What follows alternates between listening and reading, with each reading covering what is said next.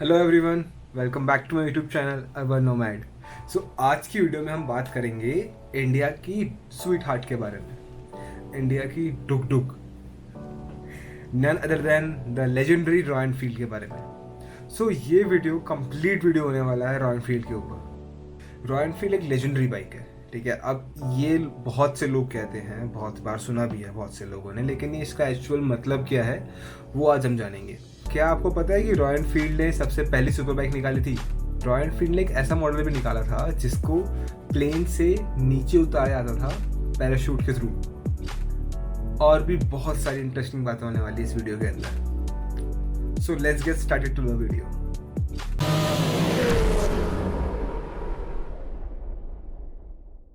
इस वीडियो के अंदर हम मोटे मोटे 5 टॉपिक कवर करेंगे। सबसे पहले जो रॉयल एनफील्ड के फाउंडर्स कौन थे उनके बारे में जानेंगे। उसके बाद रॉयल एनफील्ड का रोल क्या था वर्ल्ड वॉर के अंदर, वो जानेंगे। थर्ड पॉइंट, रॉयल एनफील्ड की लेजेंडरी बाइक्स, रॉयल एनफील्ड की super bikes. Fourth point, royal Enfield और इंडिया का इंट्रोडक्शन, रॉयल एनफील्ड इंडिया में कब आई, कैसे आई, क्या क्या हुआ था, उसके बारे में जानेंगे। और फिफ्थ पॉइंट होगा रॉयल एनफील्ड की पॉपुलर और सबसे अमेजिंग मॉडल्स के बारे में। तो सबसे पहले बात करते हैं रॉयल एनफील्ड के फाउंडर्स के बारे में। जो सबसे पहले कहानी शुरू होती है जॉर्ज टाउनसन से। जॉर्ज टाउनसन के फादर एक फैक्ट्री चलाते थे जहाँ पे बनाते थे वो स्विंग नीडल। उसके बाद उनके बेटे आए, उनका नाम भी यही था, जॉर्ज टाउनसन। उन्होंने स्टार्ट किया था जो बाइसाइकिल होती है उनकी सीट बनाना और उनके फॉक्स बनाना। उसके बाद 1866 में उन्होंने कंप्लीट बाइसाइकिल बनाना स्टार्ट कर दिया।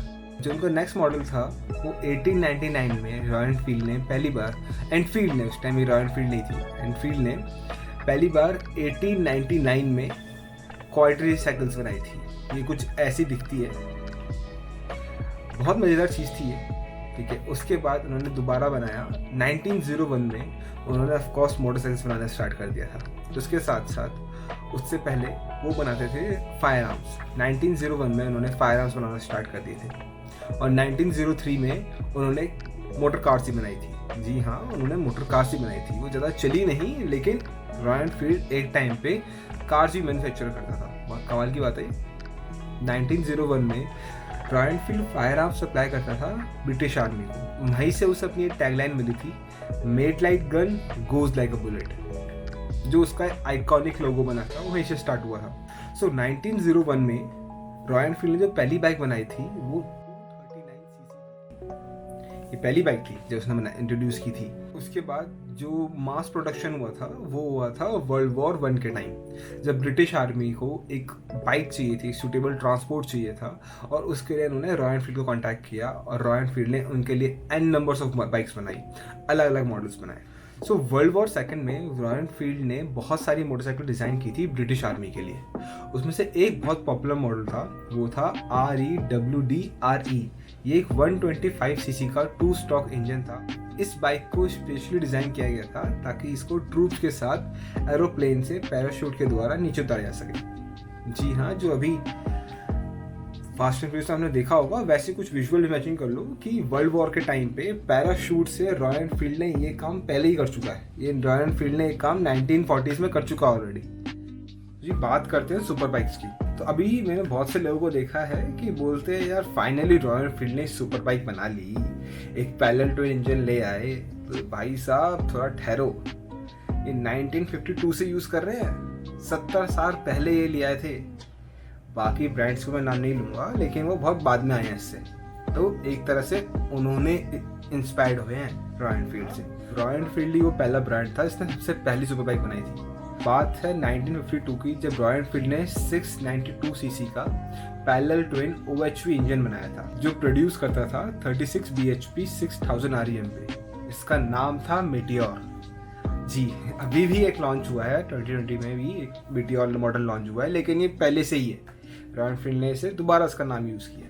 इसका एक अपग्रेडेड मॉडल भी था जिसको बोला जाता है सुपर मीटियोर। वो प्रोड्यूस करता था, उसमें और इसमें इतना फ़र्क था कि वो प्रोड्यूस करता था 40 bhp और ये प्रोड्यूस करता था 36 bhp, सेम 6000 RPM पे। आपको सिंपली बताऊं तो आप इमेजिन कीजिए कि 1952 में रॉयल एनफील्ड ने ऐसी बाइक बना ली थी जिसकी टॉप स्पीड 170 प्लस थी। अगर कोई सुपर बाइक वाला साइड से हूँ करता हुआ निकलता है ना, तो अब उसे बोलो थोड़ा ठहर जा बच्चे, you can go fast but I can go anywhere. तो जी अभी मीटियोर की बात तो सुनी आपने, ठीक है। अभी जो आपने नई नई इंटरसेप्टर देखी है पैरेलल ट्विन इंजन, ये पहले से है, ये कोई नया कॉन्सेप्ट नहीं है, ये बहुत पुराना कॉन्सेप्ट है। तो अभी हम मीटियोर की बात कर रहे थे। मीटियोर जो 1952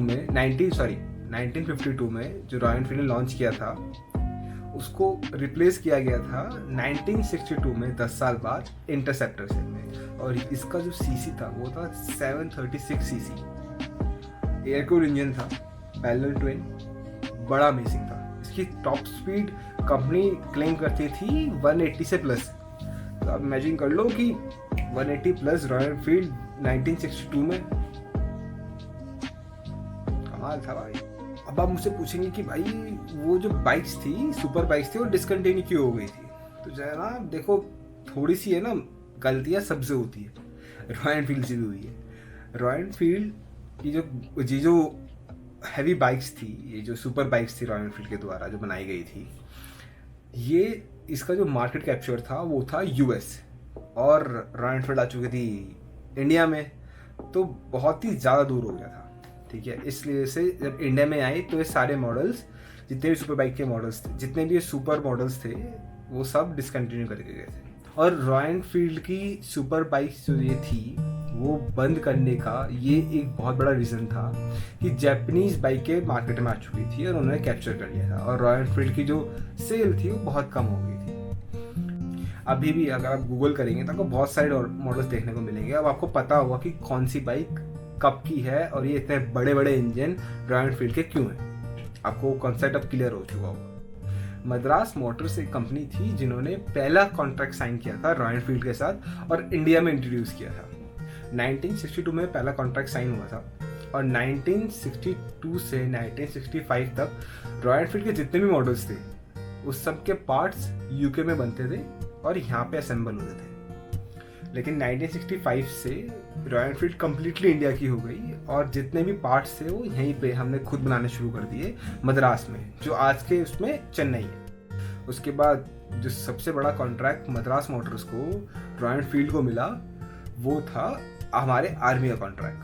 तो आर्मी, हमारी जो इंडियन आर्मी थी, वो बाइक ढूंढ रही थी जो बहुत ड्यूरेबल हो, लॉन्ग डिस्टेंस चल सके और इतने हैवी एटमॉस्फेयर में, जहाँ पे बहुत, एक जगह तो बहुत जगह रेगिस्तान है, बहुत गर्मी है, और एक जगह बहुत ज़्यादा ठंड है, दूसरा एक जगह बहुत हाई पासेस है, माउंटेन्स है, हिमालयस है, इन सब जगह फिट बैठ सके। तो उन्होंने रॉयल एनफील्ड कंसिडर किया और आज भी रॉयल एनफील्ड ही बाइक चलती है। सो रॉयल एनफील्ड ऐसी कोई लेजेंडरी बाइक नहीं है, इसका मतलब है लेजेंडरी। मतलब जानिए आप कितनी लंबी हिस्ट्री है इसकी। 1901 से, एक्चुअली अगर फाउंडर्स को भी ले जाए हम इससे, तो 1952 से लेके 2021 चल रहा है। मतलब एक सेंचुरी से ज़्यादा हो चुका है ऐसे मोटरसाइकिल्स बनाते हुए। और इसकी जो हिस्ट्री है वो 50 साल ले लो और 20 साल ले लो, 170 ईयर्स प्लस है। इतनी लंबी जो हिस्ट्री है वो इतनी छोटी वीडियो में तो कैप्चर नहीं कर पाएंगे सारी, लेकिन जितने भी मोटे मोटे हैं कुछ मैं सब बता दूंगा। अगर मुझसे कुछ छूट गया हो तो आप अपनी इंफॉर्मेशन कमेंट सेक्शन में जरूर बताइएगा, हमें मजा आएगा जान के। अब जी बात करते हैं रॉयल एनफील्ड के मॉडल्स के बारे में। अब रॉयल एनफील्ड के अलग अलग मॉडल्स हैं, बहुत सारे। 1901 से स्टार्ट हो रखे हैं बाइक के तो, और बहुत सारे मॉडल्स हैं। अब सारे बताना तो बहुत मुश्किल है इस वीडियो के अंदर। अब मैं आपको टोटल नंबर बता सकता हूँ कि 85 प्लस मॉडल इसके अब तक के रॉयल एनफील्ड बना चुकी है, जिसमें से 29 प्लस तो इंडिया में बने, मतलब 1962 के बाद बने। ठीक है जनाब, अब इसमें से कुछ पॉपुलर बाइक पकड़ लेते हैं। सबसे पहले तो एक बहुत ही फेमस और मेरी पर्सनल फेवरेट है मिनी बुलेट। ये 200 सीसी की बाइक थी और बड़ी मजेदार बाइक थी। मतलब बहुत ही कुछ बॉबी जैसी लगती थी ये बाइक, लेकिन बड़ी ही खूबसूरत बाइक थी, बहुत ही अलग बाइक थी। इसके अलावा जो रॉयल एनफील्ड की स्टैंडर्ड है, इसको बुलेट ही बोला जाता है, ये एक लौती बाइक है जो सबसे पुराना मॉडल है जो स्टिल कॉन्टिन्यूस प्रोडक्शन में है। ये बाइक 1955 में लॉन्च हुई थी और स्टिल डेट ये कॉन्टिन्यूस प्रोडक्शन में अभी भी है। की एक और लेजेंडरी बाइक है जो रॉयल एनफील्ड के अलावा किसी ने नहीं बनाई। मतलब बनाई तो बहुत से लोगों में, लेकिन जो रॉयल एनफील्ड ही एक अकेला ब्रांड था जिसमें ये मास प्रोडक्शन में आई थी।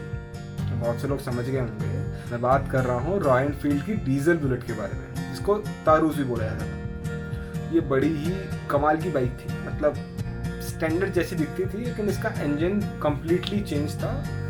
इसका कम्प्लीटली इंजन जो था वो डीजल भी रहता था, थोड़ा शोर ज़्यादा करता था, वाइब्रेशन ज़्यादा थी इस बाइक के अंदर, इस बाइक का टॉर्क कम था। लेकिन सबसे कमाल की बात थी इस बाइक की वो ये थी जनाब कि ये 75 प्लस किलोमीटर पर लीटर का माइलेज देती थी। मतलब एक बार टंकी फुल करो आप और भूल जाओ, चलाओ मस्त।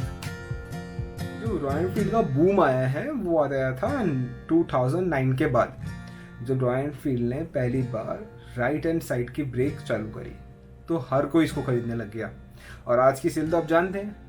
आई एम प्रिटी श्योर कि आप इंडिया के किसी भी स्टेट में हो, किसी भी सिटी में हो, आप अगर घर से बाहर निकले हैं 10 मिनट के लिए मिनिमम, तो आपको कोई ना कोई रॉयल एनफील्ड तो दिख ही जाएगी। और अगर शहरों में हो तो भाई साहब पता नहीं कितनी दिख जाएगी। ऐसे ही नहीं रॉयल एनफील्ड ने कैप्चर कर रखा है इंडिया की पूरी मार्केट को, अपने सेगमेंट में सबसे ज़्यादा सेलिंग मोटरसाइकिल है ये। तो एंड में हम वही बोलेंगे जो हर बार बोलते हैं, अगर ये वीडियो आपको अच्छी लगी, इंफॉर्मेटिव लगी, तो don't forget to hit the like button and subscribe to my channel. तो मैं मिलता हूँ आपको अपनी नेक्स्ट वीडियो में। Until then, ride safe, ride responsibly.